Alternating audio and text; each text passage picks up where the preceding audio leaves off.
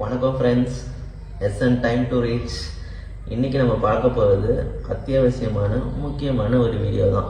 தமிழ்நாடு ஃபுல்லாக சிஎம் விஜய் அவர்கள் சொன்னபடி 3 monthsக்கு கரப்ஷன் ஃப்ரீ அப்படின்னு சொல்லியிருக்காரு.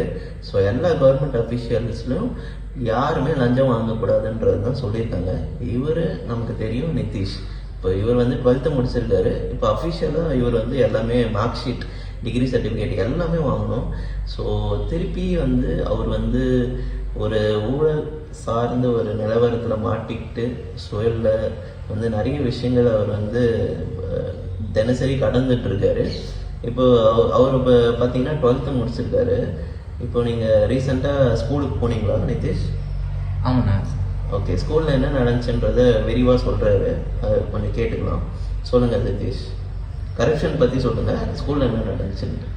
ஸ்கூலில் போயிட்டு நான் சாதாரணமாக என்னுடைய டிசியும் ஒரிஜினல் மார்க் ஷீட்டையும் தான் நான் கேட்க போனேன். அவங்க என்ன சொன்னாங்க, ஒரிஜினல் மார்க் ஷீட் இப்போ வராதுப்பா, அவனோட டூப்ளிகேட் மார்க் ஷீட் வேணால் கவர்மெண்ட்டில் அப்ளை பண்ணுறதுக்கு 100 ரூபா காசு கொடுப்பா, நான் அப்ளை பண்ணி போய் எடுத்துறேன்ப்பான்னாங்க. ஓகே, சரின்ட்டு அதுக்கு ஒரு 100 ரூபா கையில் கொடுத்தா தான் நான் எடுத்துருவேன்னு சொல்லிட்டாங்க. ஒரே வார்த்தையை சொல்லிட்டாங்கப்பா. அவங்க போன உடனே சொன்னது முதல் கேள்வி, உனக்கு வந்து நாங்கள் இப்போ தரோம், நீ 100 ரூபா அப்ளை பண்ணிட்டு உங்களுக்கு இப்போ தரணும், ஒரே கேள்வியாக சொல்லிட்டாங்க. சரி, வேறு வழி இல்லைன்னு சொல்லிட்டு நானும் அந்த 100 ரூபாயை கொடுத்து அப்ளை பண்ணி எடுத்துட்டேன். அடுத்து போனஃபைட் சர்டிஃபிகேட் எனக்கு வேணும். எனக்கு இதுமாரி அப்பா கொஞ்சம் என்எல்சியில் ஒர்க் பண்ணிட்டு இருக்காரு, போனஃபைட் சர்டிஃபிகேட் எடுக்கிறதுக்கு கேட்குறாங்க அப்படின்னு சொல்லி அது கேட்டு அதுக்கு 100 ரூபா கொடுத்தாதான்ப்பா, அதையும் இப்போ கையில் எடுத்து கொடுத்துரு, அதுக்கு 100 ரூபா காசு கொடுப்பான்னு கேட்குறாங்க. சரி, ஓகே மேம், நான் வந்ததே எனக்கு வந்து டிசிக்காகவும் 10th mark sheet 12th mark ஷீட்டுக்காகவும் தான் நான் வந்தேன். 10th மார்க் ஷீட் கொடுங்க, எனக்கு ஆதார் கார்டில் கொஞ்சம் ஒரு சில அப்டேட் பண்ண வேண்டிய வேலை இருக்குது, நான் பண்ணிட்டு தரேன், எனக்கு கொடுங்க, நான் ஒரிஜினலாக எனக்கு வேணும் அப்படின்னு சொல்லி கேட்டேன். ஒரிஜினல்லாம் எல்லாமே இந்த ஒரேடியாக மொத்தமாக வாங்கி பண்ணிட்டு அதை நான் வந்து திங்கக்கிழமையிலேருந்து போயிட்டுருக்கேன் காய்ஸ். அவங்க வந்து இது வரைக்குமே தரவே மாட்டேன்றாங்க அந்த 10th மார்க் ஷீட்டை மட்டும். ஓகே, இப்போ அந்த 10th மார்க் ஷீட்டில் தான் வந்து காசு அடிக்க முடியுன்றதை தெளிவாக புரிஞ்சுக்கிட்டாங்க. ஸோ மொத்தமாக எவ்வளோ பேர்? 35 பேரா? 35 பேர். ஸோ 35 பேர்கிட்ட சராசரியாக இப்போ வந்து இந்த மாதிரி மார்க் ஷீட்டு அதுவும் வந்து அப்பா அம்மா வந்தால் ஒரு காசு, யாருமே வராங்க, இப்போ ஸ்டூடெண்ட் மட்டும் வந்து கேட்டாங்கன்னா அதுக்கு வந்து ஒரு எக்ஸ்ட்ரா காசு போட்டு விற்கிறாங்க. ஸோ இது வந்து தவிர்க்கப்பட வேண்டும். இந்த மாதிரி வந்து அரசு ஊழியர்கள் வந்து இப்போ டாஸ்மார்க்கில் நிறைய பண்ணுறாங்க. அப்புறம் லாரி ஏற்றிட்டு வராங்க. லாரியில் வந்து பார்த்திங்கன்னா நிறைய ஒரு சலான்ஸ்லாம் போட்டு அதை வந்து இப்போ பிடிச்சி அது ஃபைன் போடுறாங்க.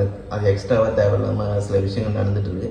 பட் இப்போ நமக்கு ஆதாரபூர்வமாக வந்து ஒரு உங்களுக்கு நான் வந்து அதோட ஸ்க்ரீன்ஷாட்டும் அனுப்புகிறேன், நீங்கள் ஸ்க்ரீனில் தெரியும், நீங்கள் செக் பண்ணி பாருங்கள். அது இல்லாமல் இந்த மாதிரி நடந்துச்சுன்னா நம்ம முதலமைச்சர் விஜய் அவர்கள் சொல்லியிருக்காரு, அவர் வழிகாட்டிப்படி பார்த்தீங்கன்னா டிவிஏசி ஹெல்ப்லைன் ஒன்று இருக்குது, அந்த நம்பரும் உங்களுக்கு கொடுக்குறேன்.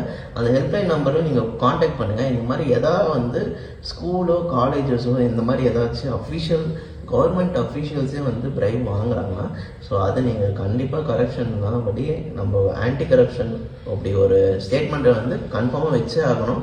அப்போ தான் வந்து தமிழகத்தில் ஒரு நல்ல ஒரு ஆட்சியை சிஎம் விஜய் அவர்களும் நடத்த முடியும். நமக்கும் வந்து ஒரு சிம்பிளாக வந்து ஈஸியாக ஒரு வேலையை முடியும். ஏன்னா நான் அஃபிஷியலாக வந்து கவர்மெண்ட் இடத்துக்கு நம்ம போய் பார்க்கணுன்னாலே நமக்கே தெரியுது, லஞ்சம் கொடுத்தா தான் இங்கே எல்லா வேலையும் நடக்கும் அப்படின்ற மாதிரி ஒரு செட்டப் வந்து வருது. ஸோ அது வந்து தவிர்க்கப்படணும்.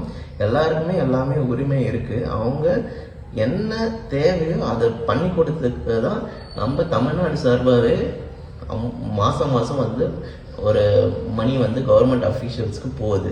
இது இல்லாமல் எதுக்கு நாங்கள் லஞ்சம் வாங்கிட்டு அதை வந்து மக்களுக்கு சேவை செய்கிறேன்ற பேரில் அது செகண்டரியாக வந்து ரொம்ப சீப்பாக பண்ணுறது நிஜமாலே வந்து வன்மையை கண்டிக்கப்படுறோம்.